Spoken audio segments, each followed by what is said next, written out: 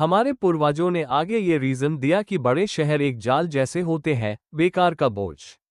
उनका मानना था कि लोग वहां खुश नहीं रहेंगे।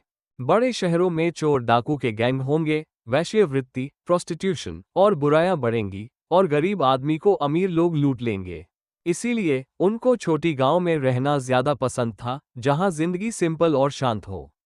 उन्होंने देखा कि राजा और उनकी तलवार, नीति, धर्म की तलवार के सामने तुच्छ है। इसलिए उन्होंने धरती के सम्राटों को ऋषियों और फकीरों से हीन माना। ऐसा संविधान रखने वाला राष्ट्र दूसरों से सीखने की बजाय दूसरों को सिखाने के योग्य होता है। उस समय देश में न्यायालय, वकील और वैद्य, डॉक्टर मौजूद थे, लेकिन ये सभी सीमाओं में रहते थे।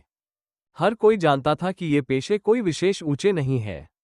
इसके अलावा ये वकील और वैद्य लोगों को लूटते नहीं थे, उन्हें लोगों के सहायक माना जाता था, मालिक नहीं। न्याय व्यवस्था भी काफी हद तक निष्पक्ष थी। सामान्य नियम यही था कि लोग अदालतों से बचें। वहां दलाल, टाउट्स नहीं होते थे जो लोगों को खींचकर अदालतों में ले जाएं। ये बुराई भी केवल राजधानी और उसके आसपास ही दिखाई देती थी। आम लोग स्वतंत्र रूप से रहते थे और कृषि कार्य करते थे। वे वास्तव में स्वराज का अनुभव करते थे। मेरे द्वारा जिस भारतीय सभ्यता का वर्णन किया गया है, वैसा ही वर्णन इसके मानने वालों ने भी किया है। दुनिया के किसी भी हिस्से में और किसी भी सभ्यता के अंतर्गत सभी मनुष्य पूर्णता को प्राप्त नहीं कर पाए हैं। भारतीय सभ्यता की प्रवृत्ति मनुष्य के नैतिक स्तर को ऊपर उठाने की है, जबकि पश्चिमी सभ्यता की प्रवृत्ति अनैतिकता फैलाने की है। पश्चिमी सभ्यता ईश्वर विहीन है, जबकि भारतीय सभ्यता ईश्वर में विश्वास पर आधारित है।